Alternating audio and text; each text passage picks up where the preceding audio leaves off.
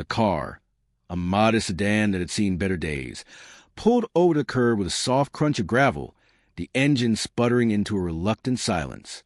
Inside, the air was thick with the tension that had been building for the last hour, a stark contrast to the quiet suburban street they now occupied. "Dad, stop the car right here," Michael had said, his voice tight, barely a whisper but sharp enough to cut to the low hum of the engine. His father, David, a man whose face was a roadmap of unspoken stories and quiet resilience, had complied without a word, his knuckles white on the worn leather of the steering wheel. To the casual observer, they were just a father and son, perhaps having a disagreement. Nothing more. But what the world didn't know, what even Michael was only beginning to suspect, was that his father was a man forged in fires few could imagine, a quiet professional whose silence was a shield for a past that could shake the very foundations of their ordinary lives. This wasn't just a disagreement. It was a reckoning, a moment where the carefully constructed walls around a hidden history were about to crumble. Welcome to our channel, where we explore the stories that lie hidden in plain sight, the tales of quiet heroism and unexpected vindication that remind us of the strength that resides in the human spirit. If you believe that true character is revealed not in the noise of self-promotion, but in the quiet dignity of action, make sure to subscribe and hit the notification bell. Your engagement helps us bring these powerful narratives to light. Now, let's delve into a story that changed everything for a father and son, a story that proves that sometimes the most profound legacies are the ones that are never spoken of, only lived. The argument had started, as most do, over something trivial, a missed turn, a forgotten errand, but it had quickly escalated, fueled by years of unspoken frustrations. Michael, fresh out of business school with a crisp diploma and a future that seemed as bright and polished as his new shoes, saw his father's life as a series of missed opportunities. He saw a man who worked a thankless job at a local hardware store, a man who seemed content with a life of quiet obscurity. He loved his father, but a part of him, a part he was ashamed to admit, was also embarrassed by him. David, for his part, endured his son's youthful arrogance with stoicism that Michael often mistook for apathy. He rarely spoke of his past, offering only vague, one-word answers when pressed. "What did you do before I was born?" Michael would ask. "Worked," David would reply, his eyes distant, as if watching a film only he could see. This silence, this emotional chasm between them, was the real source of the tension in the car. It was a silence that screamed of things unsaid, of a life lived in the shadows. The argument had reached its peak when Michael, in a moment of frustration, had uttered the words that now hung in the air like a toxic cloud. "I just wish, for once, you'd act like you've done something with your life." The words had struck David with the force of physical blow, and a flicker in emotion Michael couldn't quite decipher. Pain, anger, regret had crossed his father's face before being replaced by his usual impassive mask. That was when Michael had told him to stop the car, his own anger giving way to a gnawing sense of shame. He didn't know why he had said it, only that he had wanted to break through the wall of silence that had defined his father for as long as he could remember. Now, sitting in the heavy quiet, Michael watched as his father's gaze drifted to a small, unassuming house across the street. It was a simple, well-kept home, no different from any other on the block. Yet his father stared at it with an intensity that was unsettling. "What is it?" Michael asked, his voice softer now. "What's so special about that house?" David didn't answer right away. Instead, his hand drifted to his leg, a leg that had carried a slight limp for as long as Michael could remember. It was a limp David never spoke of, another piece of the puzzle of his past that remained tantalizingly out of reach. Michael had once seen a faint, faded tattoo peeking out from beneath his father's work shirt, a strange insignia he didn't recognize. When he'd asked about it, his father had simply pulled his sleeve down, his silence a clear and sharp rebuke. That same silence now filled the car, stretching and thinning until Michael felt it would snap. He was about to repeat his question when a car, a sleek black government sedan, pulled up in front of the house his father was watching. Two men in sharp, dark suits emerged, their movement precise and economical. They walked to the front door, their faces grim, and knocked. An elderly woman, her face etched with a grief so profound it was almost palpable, opened the door. The men spoke to her for a moment. their voices too low to carry across the street, and then one of them handed her a folded American flag. The sight of that flag, the crisp, solemn triangle of stars and stripes, seemed to trigger something in David. A sound escaped his lips, a raw, guttural noise that was part sob, part groan. It was a sound of such profound anguish that it sent a shiver down Michael's spine. He had never heard his father make such a sound, had never seen him display such raw, unfiltered emotion. He was a man who seemed to have locked his feelings away in a vault, and now, for some reason, the key had been turned. As the men in suits spoke to the woman, a small crowd of neighbors began to gather on the sidewalk, their faces a mixture of curiosity and concern. A local news van, its satellite dish already swiveling to life, pulled up behind a black sedan. Something was happening here, something significant, and Michael had the unsettling feeling that his father was somehow connected to it. He watched as his father's hand, the one that wasn't gripping the steering wheel, clenched and unclenched, a silent testament to the storm of emotions raging within him. The quiet man who stocked shelves at the local hardware store, the man Michael had just accused of having done nothing with his life, was coming undone before his very eyes. And as he watched, a single, terrifying question began to form in his mind. Who was his father? Who was this man of silences and shadows? And what secrets did he carry in the quiet depths of his soul? The answer, he suspected, was about to change everything. The scene unfolding across the street was a somber tableau of grief and honor.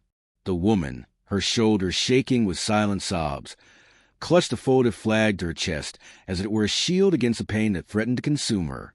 The men in suits stood at a respectful distance, their presence a silent acknowledgement of a sacrifice that had been made, a life that had been lost.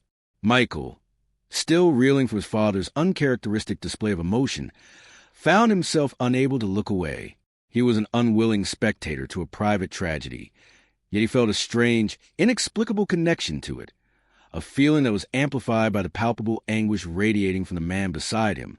"Dad, what's going on?" he asked again, his voice barely a whisper. "Who are they?" David's response was not in words, but in a subtle, almost imperceptible shift in his posture. He seemed to straighten, to grow taller in his seat, the stooped shoulders of the weary hardware store clerk replaced by something else, something Michael had never seen before. The bearing of a soldier, his eyes, which a moment ago had been clouded with a deep, personal grief, now held a different kind of intensity. It was a look of focus, of assessment, of a man who was no longer just an observer, but a participant in the unfolding drama. It was a look of a man who understood the grim calculus of loss, who had seen firsthand the cost of freedom. He didn't speak. He didn't have to. The silence that had once been a source of frustration for Michael now seemed to hold a different meaning. It wasn't the silence of apathy, but the silence of reverence, of a man who knew that some moments were too sacred for words. He was a silent professional, a man who did not advertise the nature of his work, nor seek recognition for his actions. Too, he was a quiet hero, a man whose story was not written in headlines or history books, but in the lives it touched, the comrades it saved, and the sacrifices it made. Three, the news crew, everyday opportunists, began to move in, their camera lens a hungry eye seeking to capture the raw emotion of the scene. A reporter, a young woman with a microphone in hand, approached the grieving woman, her questions a gentle but persistent intrusion into a moment of profound sorrow. The woman, however, seemed oblivious to the reporter's presence, her world having narrowed to the folded flag in her hands and the two men who had delivered it. One of the men, the taller of the two, stepped forward and spoke to the reporter, his voice low but firm, his words a shield protecting the sanctity of the moment. The camera, however, continued to roll, its unblinking eye a cold, impersonal witness to the unfolding tragedy. Michael felt a surge of anger at the intrusion, a protective instinct he hadn't realized he possessed. But his anger was nothing compared to the quiet fury that seemed to emanate from his father. David's jaw was clenched, his eyes narrowed, his gaze fixed on the news crew with an intensity that could have melted steel. He was a man who had lived his life in the shadows, who had shunned the spotlight, and the sight of this public spectacle, this commodification of grief, seemed to be a violation of everything he held sacred. He had seen too much, sacrificed too much, to allow this moment to be turned into just another soundbite on the evening news. He had been a part of something that few could understand, a brotherhood forged in the crucible of combat, a world where honor and sacrifice were not just words, but a way of life. The men and women who served in these elite units, these quiet professionals, were a breed apart. One, for they were trained to operate in the most hazardous environments, to face the unknown with courage and adaptability. One, they were the tip of the spear, the unseen hand that protected the nation from its enemies. They were men like David, men who had walked through fire and emerged on the other side, forever changed, forever bound by the silent code of their profession. As the reporter continued to press for a story, a second black sedan, even more imposing than the first, pulled up to the curb. The doors opened and 4 men emerged, their presence immediately shifting the atmosphere on the street. They were not dressed in suits, but in the crisp, immaculate uniforms of the United States Army. Their chests were adorned with a dazzling array of medals and ribbons, a testament to their long and distinguished careers. At their head was a man whose uniform bore the 2 stars of a major general. He was a man who commanded respect, whose very presence seemed to radiate an aura of authority. He walked with purpose, his eyes fixed on the house, his face a mask of grim determination. He was not here for the cameras, not for the reporters. He was here for the family of a fallen soldier. He was here to pay his respects, to honor a sacrifice that had been made on a battlefield half a world away. He was a witness, a vindicator, a man who understood the true meaning of honor. And as he approached the house, his eyes met David's, and in that fleeting moment, a silent acknowledgement passed between them, a shared understanding that transcended words, a bond forged in the crucible of shared experience. The quiet hardware store clerk and the 2-star general, 2 men from seemingly different worlds, were connected by a thread that was invisible to everyone else on that street, a thread woven from the fabric of courage, sacrifice, and a loyalty that could never be broken. The arrival of the Major General and his honor guard was like a stone dropped into a still pond, the ripples of their presence spreading out and silencing the A Street in an instant. The news crew, who a moment ago had been so brazen in their pursuit of story, now seemed to shrink back, their cameras lowered, their microphones silenced. The neighbors, who had been whispering amongst themselves, now stood in silent, respectful awe. Even the air itself seemed to crackle with a new kind of energy, a sense of gravitas, of history being made on this quiet, suburban street. The general, his face a study in solemn dignity, walked directly to the grieving woman, his movements precise and deliberate. He did not offer empty platitudes or hollow words of comfort. Instead, he simply stood before her, his presence a silent testament to the nation's gratitude for her son's sacrifice. He then turned to the 2 men in suits who had delivered the initial notification, and with a slight nod, dismissed them. They retreated to their car, their part in this sad drama concluded. Now, it was time for final honors, a ritual as old as warfare itself, a tribute to a fallen warrior. The general's honor guard, from men handpicked for their bearing and precision, moved into formation with a crisp, practiced efficiency that spoke of countless hours of drill and rehearsal. 2 of them flanked the general, while the other 2 stood at attention at the foot of the walkway, their faces impassive, their eyes fixed on the horizon. The general then turned his attention back to the woman. His voice, when he finally spoke, was not loud, but it carried with a clarity and authority that commanded the attention of everyone on the street. "Ma'am," he began, his voice thick with emotion he did not try to hide. "On behalf of a grateful nation and the President of the United States, I offer our deepest condolences for the loss of your son, Sergeant Thomas Rafferty. He was a hero, a patriot, and one of the finest soldiers I have ever had the honor of serving with." The woman's sobs, which had subsided into a quiet, shuddering grief, now broke forth anew, her body racked with sorrow that was almost unbearable to watch. The general, his own eyes glistening with unshed tears, reached out and gently placed a hand on her shoulder, a simple gesture of human compassion that seemed to transcend the rigid formalities of the occasion. He then took the folded flag from her, his touch gentle, reverent. He held it for a moment, his gaze fixed on the iconic stars and stripes, his mind, no doubt, filled with memories of the young man who had given his life to defend it. Then, with a slow, deliberate movement, He turned and presented the flag to the senior non-commissioned officer of the Honor Guard, a command sergeant major whose chest was a veritable tapestry of military decorations. The command sergeant major took the flag with a reverence that bordered on worship, his hands cradling it as if it were the most precious object in the world. He then executed a crisp, about-face and marched to the two soldiers who stood at the foot of the walkway. What happened next was a display of military precision and solemn pageantry that held the entire street spellbound.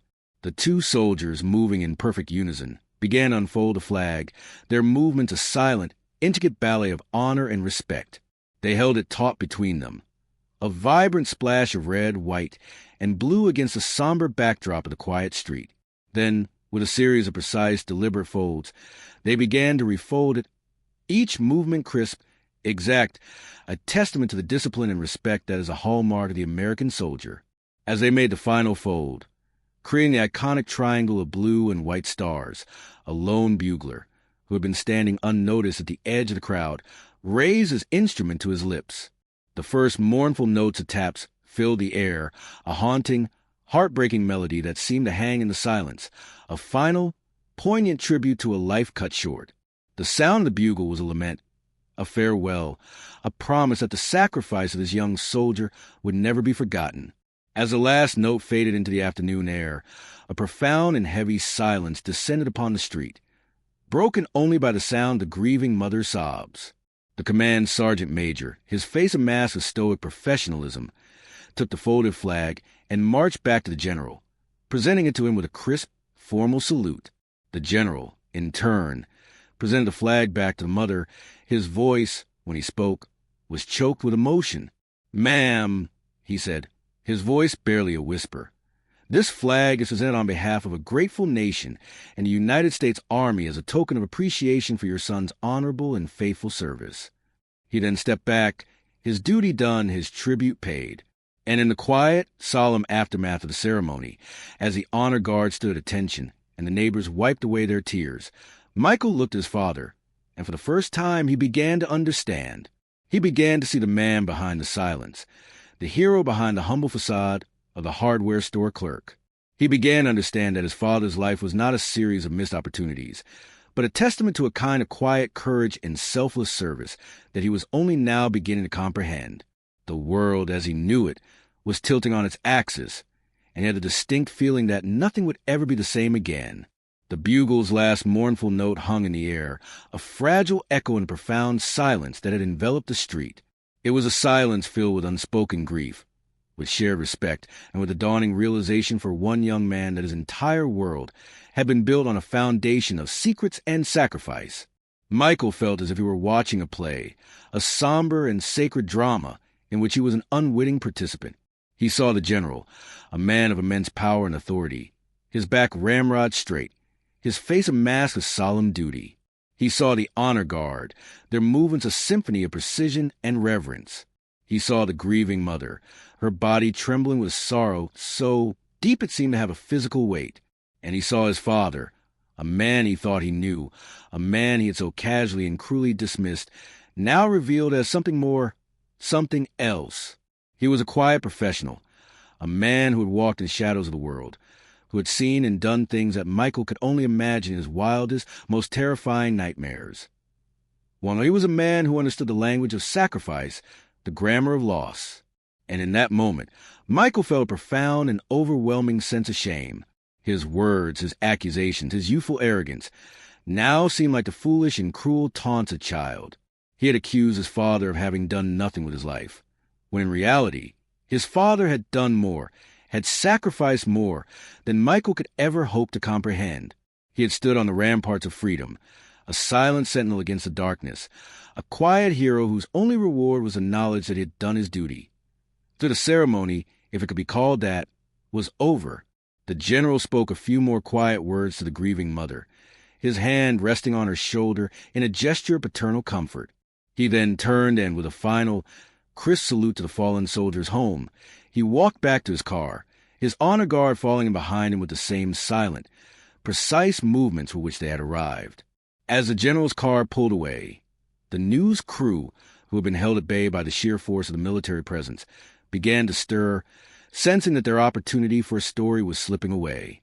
The reporter, a young woman whose ambition seemed to outweigh her sense of decorum, once again approached the grieving mother, her microphone extended like a weapon.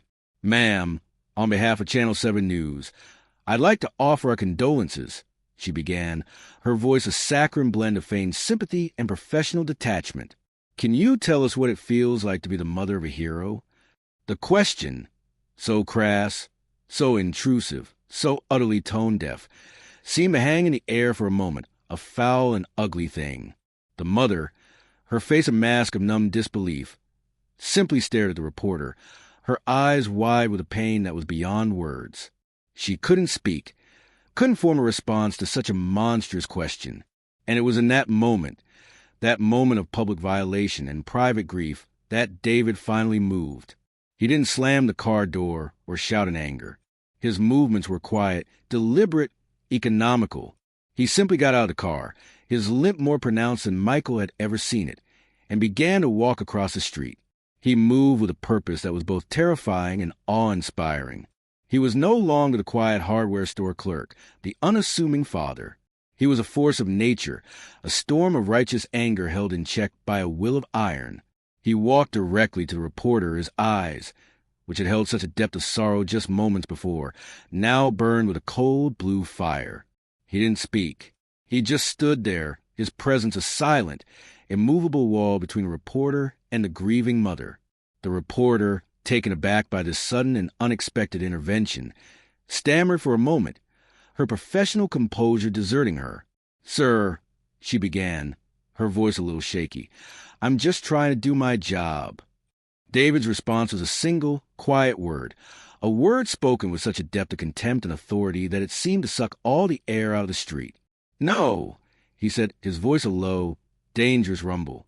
The reporter, to her credit, tried to stand her ground.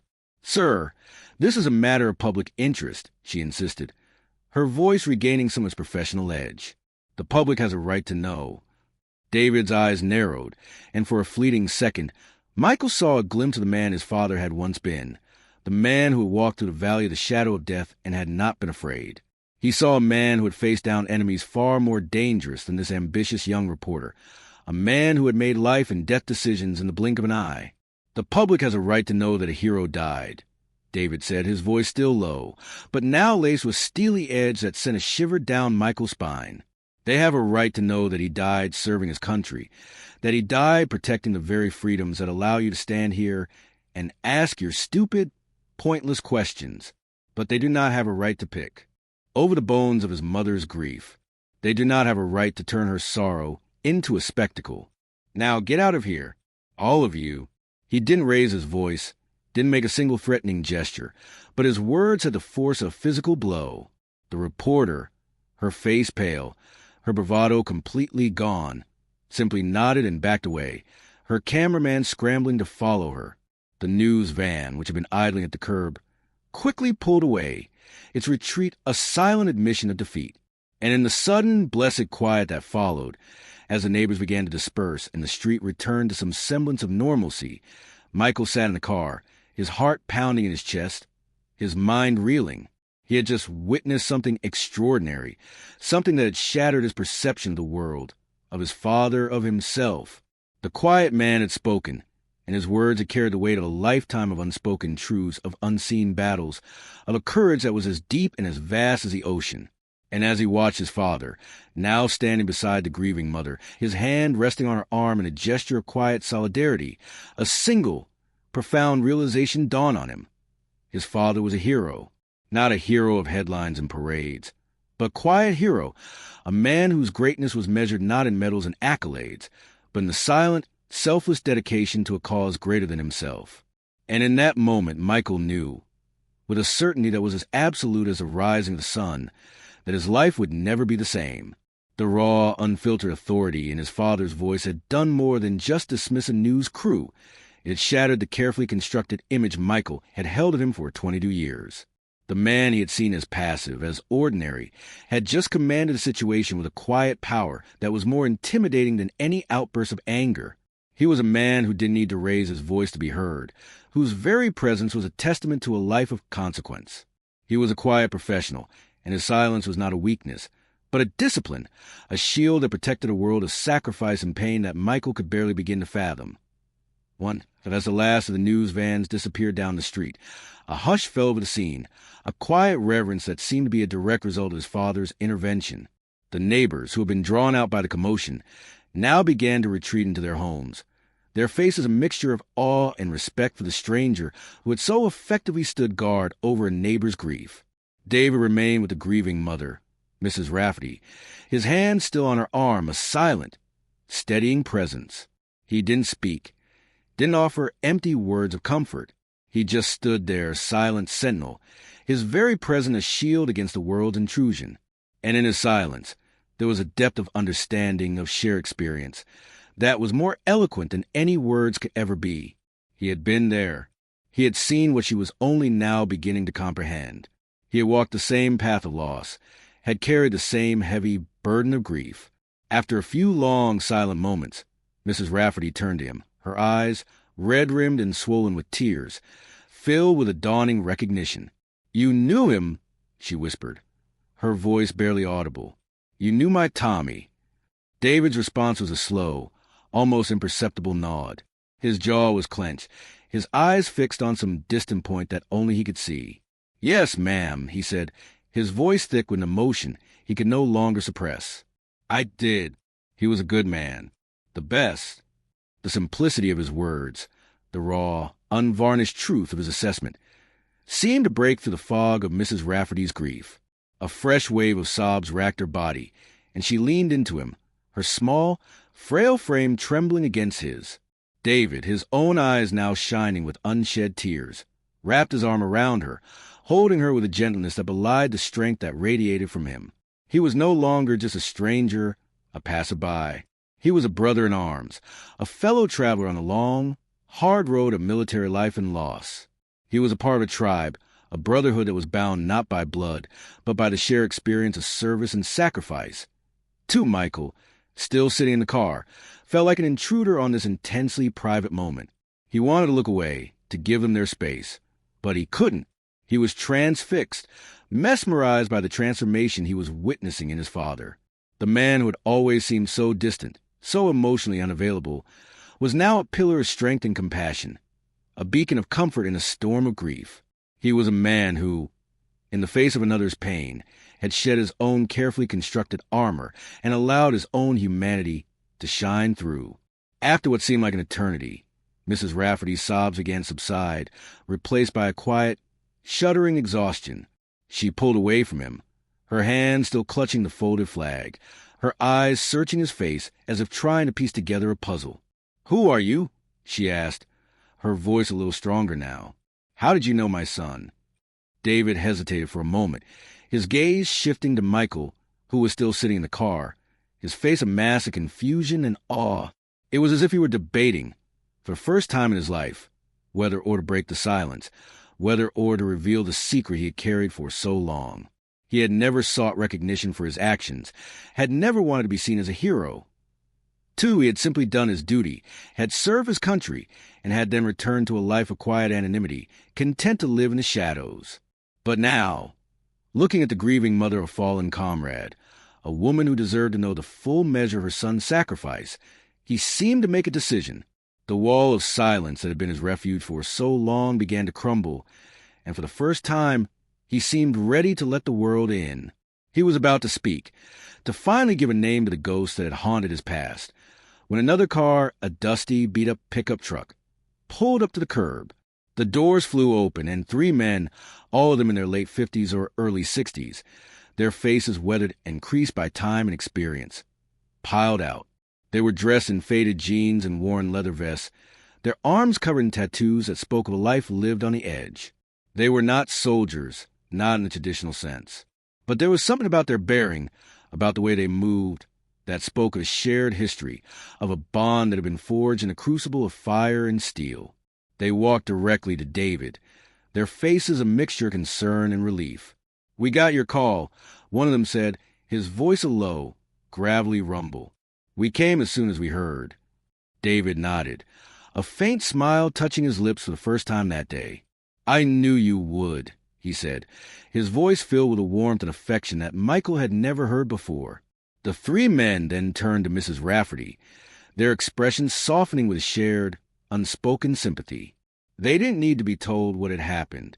They knew. They had seen it before. They were members of the same tribe, the same brotherhood. And as they stood there, a silent circle of support around the grieving mother, Michael finally understood. His father was not just a quiet hero. He was part of a silent army, a network of warriors who looked out for their own, who never left a man behind, even long after the battle was over. He was a part of something bigger than himself, something that Michael was only now beginning to comprehend. The arrival of the three men in the pickup truck shifted the dynamic on the street once again. If the general's presence had been a display of formal, institutional honor, this was something else entirely. This was personal. This was family. This was the raw, unadorned loyalty of men who had been to hell and back together. They were a tribe, a pack, and David was their alpha. Michael watched, his mouth slightly agape, as these rough-hewn men, who looked like they'd be more home in a roadside bar than at a somber gathering, approached his father not with handshakes, but with rough, heartfelt embraces. There were claps on the back, gruff words exchanged in voices too low for him to hear, and a shared look of understanding that needed no translation.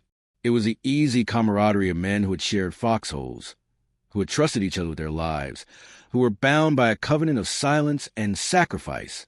They were the quiet professionals in their civilian clothes, their heroism hidden beneath faded denim and worn leather, their stories etched not on their chests in the form of medals, but in the scars on their bodies and the ghosts in their eyes. One felt one of the men, a bear of a man with a thick, graying beard and a tattoo of a coiled serpent on his forearm, turned to Mrs. Rafferty. His eyes, which had looked so hard and unforgiving a moment ago, were now filled with surprising gentleness. "Ma'am," he said, his voice a low rumble, "the name's Frank. We served with your boy. And with him." He jerked a thumb towards David, who stood slightly apart, his face a mask of stoic grief. "He was our brother." Another man, leaner and wirier, with a faded tattoo of a winged dagger on his neck, added, "There was no one braver." The third man, whose face was a road map of old scars, simply nodded, his silence more eloquent than any words. He reached into his vest pocket and pulled out a small, worn object. It was a challenge coin, a symbol of unit pride and belonging, a sacred totem in the world of special operations. He pressed it into Mrs. Rafferty's hand, his callous fingers gently closing hers around it. "He earned this," he said, his voice thick with unshed emotion. "He earned it 100 times over." Mrs. Rafferty looked down at the coin, then up at the faces of these strangers who had known her son in a way she never could. They had known him as a warrior, as a comrade, as a hero, and in their presence, in their shared grief, she seemed to find a new kind of strength. The weight of her sorrow was still there, but it was no longer hers to bear alone. She was now part of their circle, part of their tribe. And then the story came out, not all at once, but in fragments, in pieces, as Frank, the big man with the gentle eyes, began to speak. He spoke of a dusty, sun-baked village in a forgotten corner of the world. He spoke of a mission gone wrong, of an ambush, of a team pinned down by a relentless, overwhelming enemy fire. He spoke of chaos and fear, of the screams of the wounded and the roar of the guns. And as he spoke, his eyes kept flicking to David, who stood silent and still, his face a mass of stone, his eyes fixed on a past that was suddenly, terrifyingly present. Frank's voice, rough and unpolished, painted a picture more vivid than any news report or documentary. He spoke of Sergeant Tommy Rafferty, the young soldier with the quick smile and the nerves of steel, who had laid down a covering fire that had allowed half the team to pull back to a more defensible position. He spoke of Tommy's courage, of his selflessness, of his unwavering dedication to his brothers in arms. And then he spoke of David. He didn't call him David.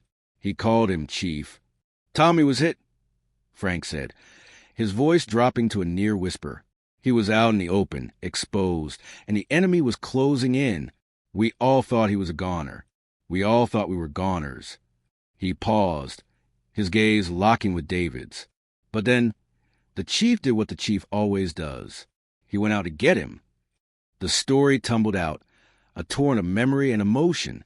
Frank described how David, with a complete disregard for his own safety, had charged into the kill zone, a one-man rescue mission against impossible odds.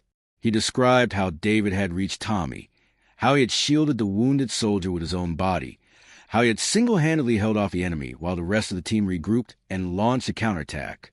He described how David had been wounded, a leg shattered by a rocket-propelled grenade, but had refused to leave Tommy's side, had continued to fight, to protect, to lead, until the very end. He saved us all that day, Frank concluded, his voice choked with emotion. He saved us all, but he couldn't save Tommy. The silence that followed was a living thing, a heavy, palpable presence that seemed to press down on all of them. And in that silence, Michael finally understood. He understood the limp, the faded tattoo, the years of silence. He understood the quiet heroism, the selfless sacrifice, the crushing weight of memory that could never be erased. He understood that his father was not just a hero. He was a legend, a man whose courage was the stuff of whispered stories and revered memories. He was a chief, the silent warrior, the man who had walked through fire and had come back, not unscathed, but unbroken. And as he looked at his father, at the stranger he had called Dad his whole life, a new emotion began to push through the shock and the shame, a profound and overwhelming sense of pride. The story, once uncorked, flowed like a river, washing away years of silence and misunderstanding. Frank, with the occasional interjection from the other two men, laid it all out, not for public consumption, but for the benefit of a grieving mother and a stunned son. They spoke of David's time in the Army's most elite and secretive counterterrorism unit, a unit so clandestine that its very existence was the stuff of rumor and speculation.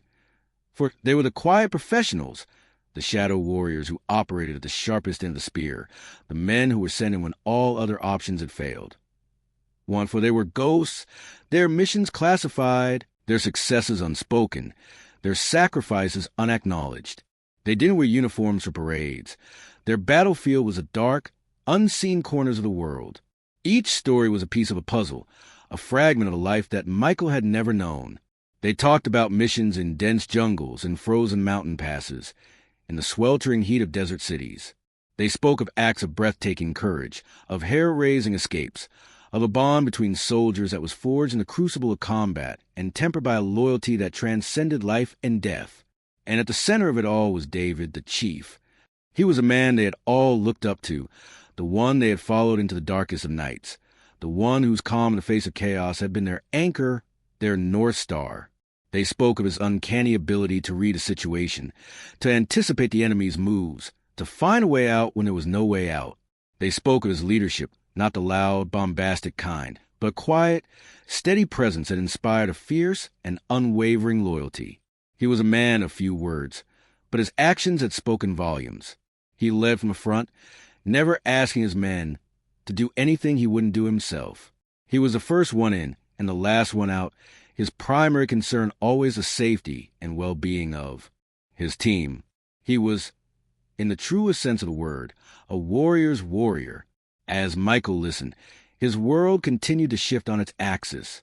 The hardware store clerk, the quiet, unassuming father, was fading away, replaced by this larger-than-life figure, this legend whose exploits were the stuff of hushed and reverent whispers.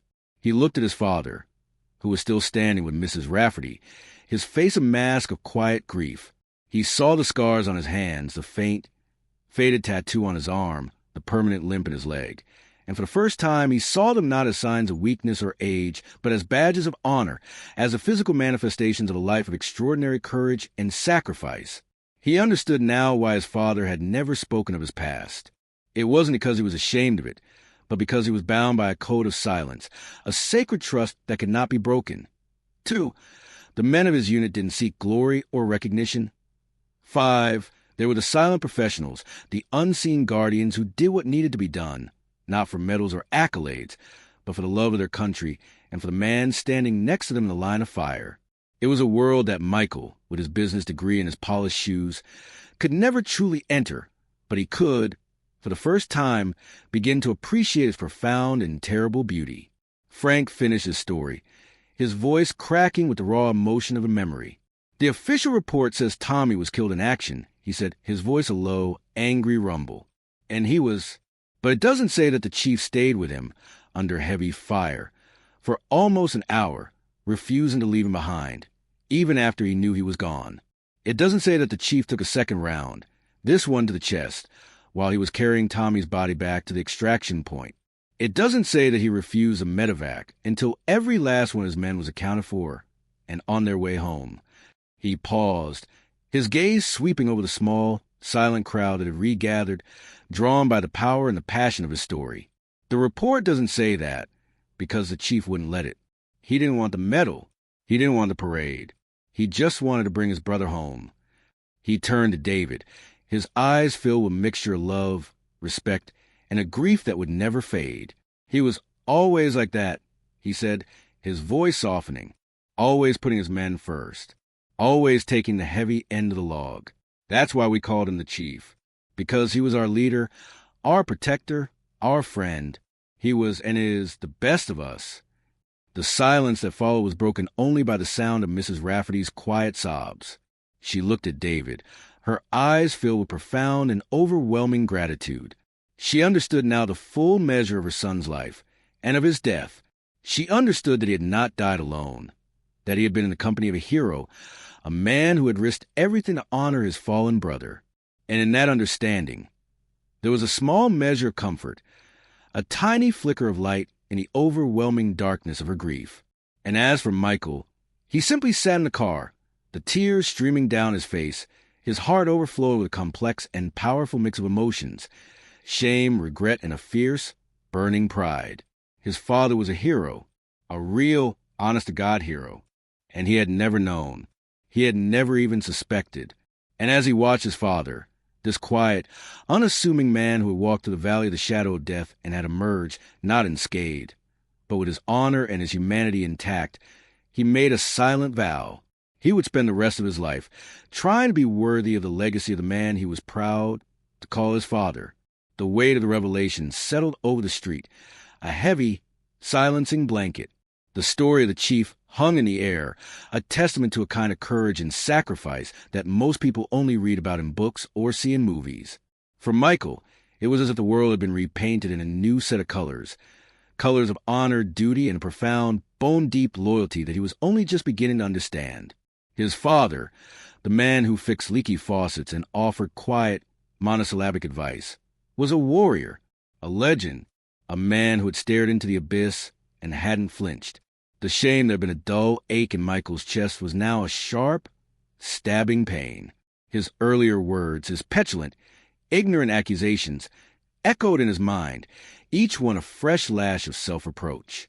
How could he have been so blind? How could he have lived with this man for his entire life and never seen the hero hiding in plain sight? The answer was simple and devastating. He hadn't looked. He had been so wrapped up in his own ambitions, his own narrow definition of success, that he had failed to see the quiet greatness that was right in front of him. He had mistaken humility for weakness, silence for apathy. He had judged a man by the simplicity of his life, not by the depth of his character.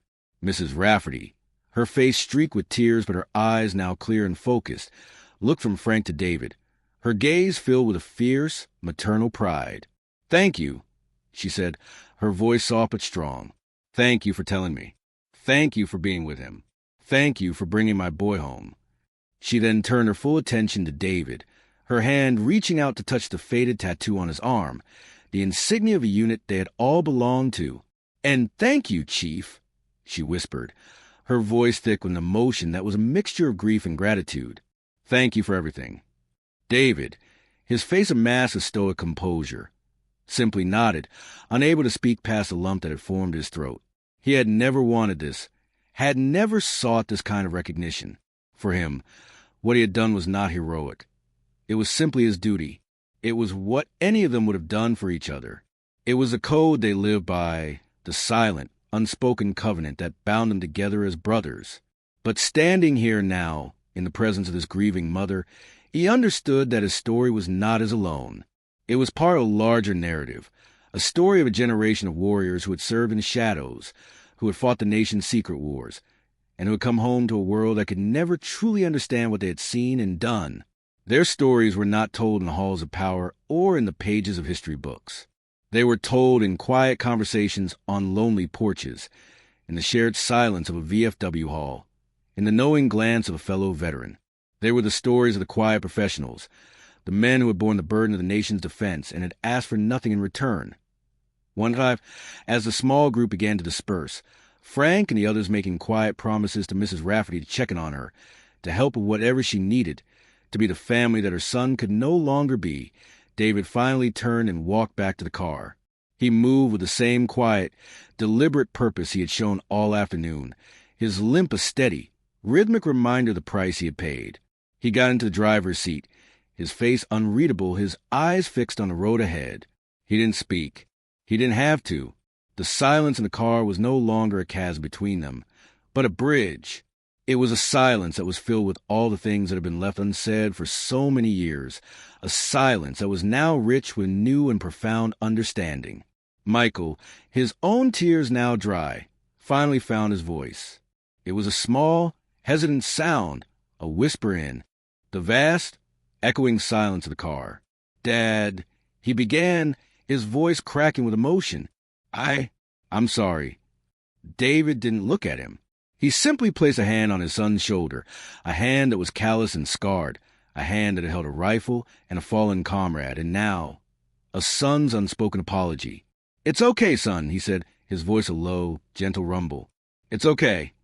And in those three simple words, Michael felt a lifetime of distance and misunderstanding melt away. He felt the pure, unconditional love of a father who had seen the worst of humanity, but had never lost his own. He felt the quiet strength of a man who had carried the weight of the world on his shoulders and had never complained. And he felt the profound and humbling grace of a hero who had finally, after all these years, been seen. The car started with a quiet rumble, the engine humming a new tune of reconciliation and respect. The short drive home was made in a silence that was no longer awkward or strained, but comfortable, companionable, and deeply profound. It was a silence filled with unspoken questions and unvoiced emotions, a silence that held the weight of a lifetime of untold stories. When they pulled into their driveway, the familiar sight of their modest home seemed different to Michael, as if he were seeing it for the first time. It was no longer just a house. It was a sanctuary, a quiet haven for a hero who had returned from the wars and had sought nothing more than a life of peace and anonymity.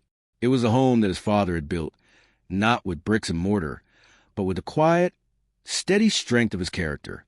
They sat in the car for a moment. Neither of them wanted to break the fragile spell that had been cast. Then David turned to his son, his eyes, for the first time that day, holding a hint of a smile. "He made it," he said, his voice a low, soft murmur. Michael, confused, looked at him. "Who made it?" he asked. "Tommy," David replied, his gaze drifting to some distant, unseen horizon. "He made it. He's home." And in that moment, Michael understood. His father wasn't just talking about the physical act of bringing a fallen comrade's body back from a battlefield. He was talking about something more, something deeper. He was talking about the sacred promise that every soldier makes to his brother in arms, to never leave a man behind, to ensure that every sacrifice is honored, that every story is told, that every hero is remembered. He was talking about the final, sacred duty of a warrior, to bear witness. As they walked toward the house, David's limp seemed less pronounced, his shoulders less stooped. It was as if the telling of the story, the sharing of the burden, had lifted a weight that he had been carrying for far too long. He was still the quiet man, the stoic father, but there was a new lightness in his step, a new clarity in his eyes.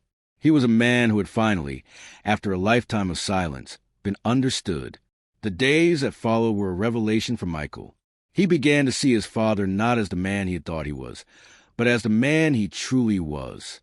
He saw the quiet strength that had been forged in the crucible of combat, the unwavering integrity that had been tested in the face of unimaginable adversity, the deep and abiding love for his family that had been his anchor in a world of chaos and violence. He saw a man who had lived by a code of honor that was as unyielding as it was unspoken, a man whose life was a testament to the quiet power of selfless service. He began to ask questions, not the prying, intrusive questions of his youth, but the quiet, respectful questions of a son who truly wanted to know his father. And David, in turn, began to answer, not in long, detailed monologues, but in his own quiet, minimalist way. He would speak of a place, a person, a moment, and in those few, carefully chosen words, he would paint a picture that was more vivid and more powerful than any history book. He spoke of the men he had served with, the brothers he had lost, the quiet moments of camaraderie and courage that had sustained him in the darkest of times. He spoke of the weight of command, the burden of responsibility, the constant, gnawing fear that he would make a mistake, that he would fail as man. And as he spoke, Michael began to see the world through his father's eyes. He began to understand the true cost of freedom, the profound sacrifice that was made by the men and women who stood on the ramparts and kept the wolves at bay. He began to understand that true heroism was not about glory or recognition, but about quiet, selfless dedication to a cause greater than oneself. And in that understanding, he found a new sense of purpose for his own life. He had always been driven by a desire for success, for wealth, for status. But now, he saw that there was a different kind of success, a different kind of wealth, a different kind of status. It was a success of a life lived with honor, the wealth of a character forged in the fires of adversity, the status of a man who had earned the respect of his peers through his actions, not his words. He knew, with a certainty that was as clear and as bright as the morning sun, that he would never be the man his father was. He would never be a warrior, a hero, a legend, but he could be a good man. He could be a man of integrity, of honor, of compassion. He could be a man who lived his life in a way that would make his father proud. And in the end, that was all that mattered. The quiet hero had finally come home, not just from the wars, but from the long, lonely exile of his own silence. And in his homecoming, he had given his son the greatest gift a father could ever give, the gift of a legacy worth living up to. What does it truly mean to be a hero? Is it about the medals on a uniform, the headlines in a newspaper, or the stories told in the halls of power? Or is it something quieter, something deeper, something that resides in the silent, selfless acts of courage and compassion that often go unseen and unacknowledged? We believe that true heroism is found in the heart of the quiet professional, in the soul of the unsung warrior, in the life of the ordinary man who, when faced with extraordinary circumstances, chooses to do the right thing, not for glory or recognition, but because it is the right thing to do. It is found in the life of a man like David, a quiet hero who carried the weight of the world on his shoulders and asked for nothing in return. Through a man who taught his son and all of us that the truest measure of a man is not what he says, but what he does. What do you think? Have you ever known a quiet hero, someone whose courage and integrity shone through not in their words, but in their actions? Share their story in the comments below. Let's create a space to honor the unsung heroes who walk among us every day. And if this story moved you, if it reminded you of the power of quiet dignity and selfless sacrifice, please consider subscribing to our channel and sharing this video with others. Your support helps us to continue to tell the stories that matter, the stories that inspire, the stories that remind us of the very best of what it means to be human. Thank you for watching.